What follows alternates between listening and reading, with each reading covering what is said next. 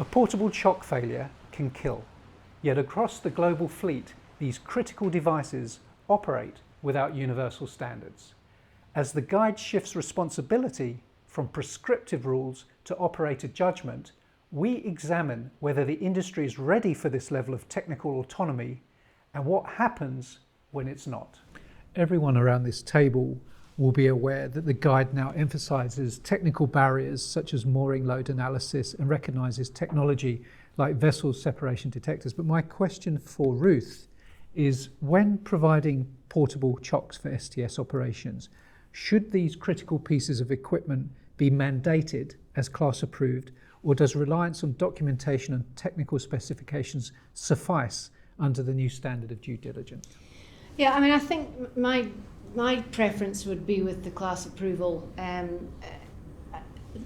With Fendercare and I'm sure with AET as well, we are looking to use the highest quality available equipment. There's many risks to the operation, and as Alex just mentioned, there have been incidents, not with Fendercare, but in the industry with portable chocks. And I think a class approval is a way of standardising a high quality.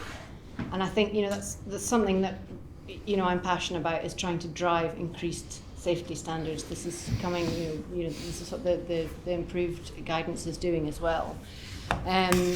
So I think where we can, we should be mandating the highest quality of equipment. I believe that a high number of the incidents that have occurred with portable chocks are less to do with the construction and more to do with the actual putting it in place and securing it in place, and having the right kind of measures, safety measures, backups for failure and that kind of thing.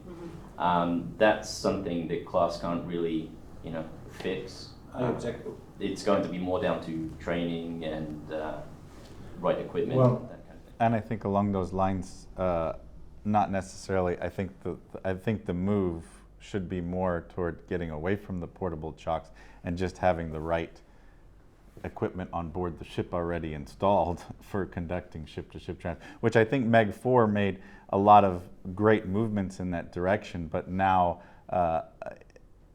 adding that piece into that piece for the secondary fenders to be able to be lifted and to have a dedicated position for that. That's going to improve the safety a little bit more than redesigning a portable chock, or because I mean those things depend also on what the fish plate design is, and they don't recognize that from class to class in terms of what that fish plate, whether it's going to be a vertical fish plate or whether it's going to have a horizontal design, which changes how that whole entire thing. And it doesn't matter which portable chock you use.